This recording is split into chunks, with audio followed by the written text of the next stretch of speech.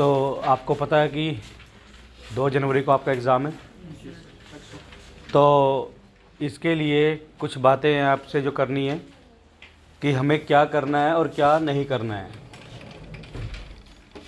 सबसे पहले तो पॉइंट नंबर 1, आप लोग सभी अपना एडमिट कार्ड यानी रोल नंबर स्लिप साथ रखोगे। अगर आपके पास रोल नंबर स्लिप नहीं है, आपके टीचर के कहने पे बाय चांस हो सकता है अगर आपको रूम में एंट्री मिल भी जाए, आप एमसीक्यू पेपर और मार्कशीट ले भी लो, तो वाइवा तो किसी भी हाल में नहीं होगा, क्योंकि वाइवा टीचर्स बिना आप लोगों के रोल नंबर स्लिप के आपका वाइवा लेंगे ही नहीं। चाहे मैं ही क्यों ना उनको आगे बोलूँ कि ले लो, वो नहीं लेंगे, क्योंकि रूल सबके लिए बराबर रहेगा, राइट। तो एडमिट कार्ड आपके पास होना बहुत ज़रूरी है, और कोशिश ये है कि एडमिट कार्ड के ऊपर एक्स्ट्रा कुछ भी ना लिखा हो, क्योंकि अगर आप किसी भी तरह से कोई भी चीट करते हो तो आप चीट करके हो सकता है 1 मार्क्स ले लो, 2 ले लो, पर अगर टीचर ने आपको वहाँ पर जज किया, आपको पकड़ लिया, तो आपके 10 मार्क्स एक बार में उड़ेंगे। क्लियर आपको? उसका फ़ायदा क्या होगा? 1 मार्क्स लेने के लिए आप 10 मार्क्स का रिस्क लोगे, अक्लमंद तो नहीं लेगा। सेकंड, मास्क कंपलसरी है। विदाउट मास्क आपको टीचर क्लास से बाहर निकाल सकता है कि मैं आपका एग्ज़ाम नहीं होने दूंगा। कल को आप कहो कि मैं भूल गया था या रुमाल बांध लेता हूँ, तो ऐसा कुछ नहीं चलेगा। क्लियर? तीसरी चीज़ है, आप लोगों के पास शनिवार आपको पता है, यानी कल आपको छुट्टी रहेगी। अगर किसी का कोई क्वेश्चन होगा तो 8 बजे से लेकर 10 बजे तक टीचर इंस्टीट्यूट में मिलेंगे, तो आप उनसे आगे मिल सकते हो। ये जो कल छुट्टी है ये आपकी प्रिपरेशन के लिए है, प्लस आप एक बार कॉलेज विजिट कर सको, आपको पता लग जाए कॉलेज कहाँ पर है। एड्रेस आपके पास लिखा है, हो सकता है कल को मेरी कॉलेज विजिट हो तो मैं वहाँ पर से आपको एड्रेस भी या उसकी लोकेशन भी व्हाट्सएप पे सेंड कर दूँगा। अब भी आपने लगातार इंस्टाग्राम, व्हाट्सएप और फेसबुक को अपना यूट्यूब है, उस पर देखते रहिए। अगर कोई भी ऐसी चीज़ हमें दिखती है जो आप लोगों को पता होना ज़रूरी है, तो हम आपको व्हाट्सएप या इंस्टा या यूट्यूब के थ्रू बता देंगे आपको। क्लियर? जब आपका वाइवा होगा, आपको पता है कि आपका रूम नंबर क्या है, तो कोई भी स्टूडेंट बाहर खड़ा नज़र ना आए, अपने रूम में जाइए। जो आपका रूम अलॉट हुआ है, आप लोगों को पता लग गया है, तो आप अपने रूम में जाओगे, अपनी सीट पे बैठ जाओगे। बातें करने के लिए आप इसी इंस्टीट्यूट पे आते हो, आप आपस में मिलते हो, बाद में करते रहना, पहले और बाद की कोई ज़रूरत नहीं हमें। ठीक है? आप लोगों के मोबाइल फ़ोन्स जो है वो हमारी जिम्मेवारी नहीं है कि मैम आप रख लीजिए। फर्स्टली तो आप लोगों के पास मोबाइल फ़ोन हो ही ना। अगर आपका मोबाइल फ़ोन वहाँ पर रिंग हुआ, वाइब्रेट हुआ, या आप लोगों ने निकाला किसी भी पर्पज़ के लिए इन क्लास, तो वो फ़ोन आपसे उसी समय पकड़ के बाहर रख दिया जाएगा। वो बाद में आप लोगों को मिले या ना मिले, इसकी गारंटी इंस्टीट्यूट की नहीं है। ठीक है? जब आप वाइवा रूम में जाओगे तो आपको जैसे पता ही है कि आपके वाइवा रूम कौन कौन से हैं, पहले से आपके पास वाइट बोर्ड के ऊपर लिखा हुआ है।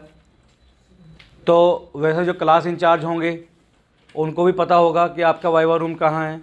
वह 2-2 स्टूडेंट्स करके भेज रहे हैं या 3-3 स्टूडेंट्स करके भेज रहे हैं, वो जिस हिसाब से भेजेंगे। जाते समय आपने अपना एडमिट कार्ड लेके जाना है, बाकी पेपर वगैरह वहीं पर रख के जाने हैं।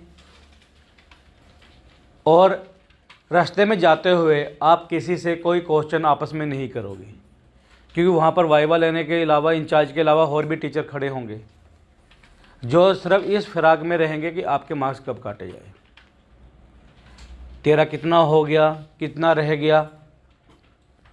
ये सब बातें कॉलेज के बाहर, अंदर नहीं। वरना वही बात है कि मार्क्स मिलेंगे कम, कटेंगे ज़्यादा। मार्क्स अचीव करना कुछ भी मुश्किल नहीं है, लेकिन आप लोग अपने बलबूते पर रिस्क लेना।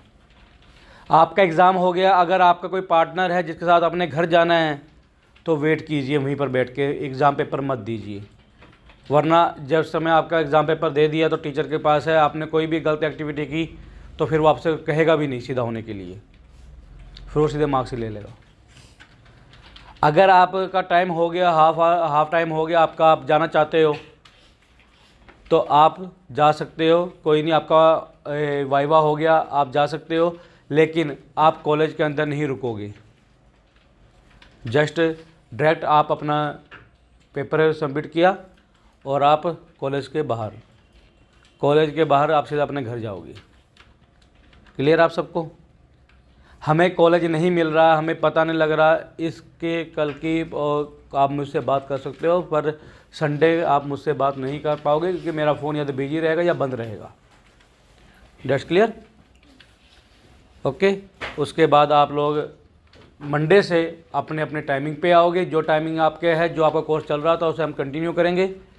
मंडे आपसे क्वेश्चन करेंगे कि कैसा रहा कैसा नहीं रहा, पर हम सवाल जवाब नहीं आपसे पूछेंगे कि उसका कोई बेनिफिट नहीं होता बाद में, राइट?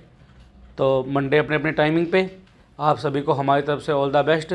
कोई क्वेश्चन आपके माइंड में है आप मुझसे अभी पूछ सकते हो, कुछ रह गया हो तो आप बता सकते हो।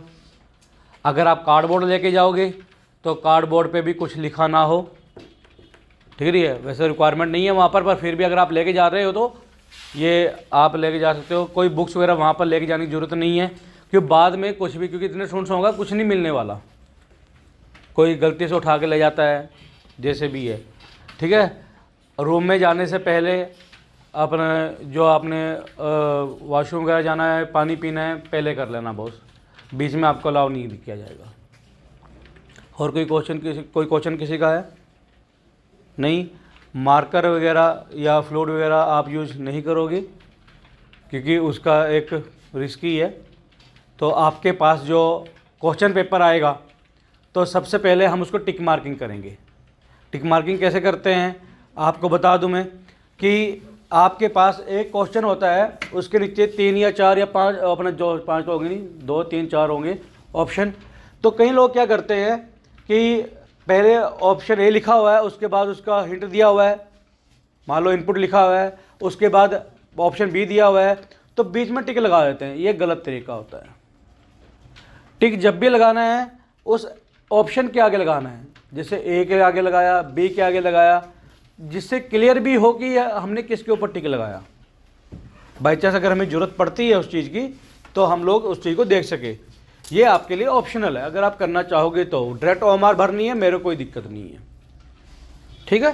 तो आपने कई बार क्या होता है कि यहाँ पर स्पेस ज़्यादा है अभी, तो अगर स्पेस कम हो तो आपके अगर आप आगे टिक लगाते हो तो पता नहीं लगता टीचर को कि आपने टिक लगाया कहाँ पर है, फिर हम लोग ये इस बारे में चेक करते हैं। तो अगर आपने जो MCQ पेपर है, जो आपका क्वेश्चन पेपर, अगर आपने वो करना है, क्योंकि कई स्टूडेंट्स क्या करते हैं, कई स्टूडेंट्स में ये आती है कि पहले वो पेपर अटैम्प्ट करेंगे, उसके बाद आराम से बैठ के OMR शीट फिल करेंगे। तो ये तरीका होता है। तो OMR शीट के लिए भी आप क्वेश्चन पेपर पहले कर सकते हो, इसमें कोई वो नहीं है। आपने जो निशान लगाना है, जो लिखना है, आप क्वेश्चन पेपर पे लिखोगे, और क्वेश्चन पेपर भी आपने वहाँ पर सबमिट करना है कि क्वेश्चन पेपर के ऊपर भी OMR शीट का नंबर है। बाई चांस ऐसा लग रहा हो कि इस बच्चे ने पेपर में कुछ गड़बड़ है या कुछ स्कैनिंग ना हो रही हो, स्कैनिंग का इशू खड़ा हो जाए, तो आपका रिजल्ट ना ख़त्म हो, तो हम उससे क्वेश्चन पेपर जो आपसे है उसमें जो टिक मार्किंग की है उससे भी आपका पेपर ले सकते हैं। बात समझ आ गई? अगर ये एक ऑप्शनल चीज़ है, अगर बाई चांस आपका OMR शीट किसी वजह से स्कैनिंग ना हो रही हो। क्लियर है आप लोगों को? किसी का कोई क्वेश्चन है? एनीवन? नो? तो आप सभी को ऑल द बेस्ट। तो मंडे मिलेंगे, और मुझे उम्मीद है आप लोगों के चेहरे खिले होंगे कि पेपर इजी है, बस मार्क्स कटने से बचाना आपने, ठीक है? Thank you very much.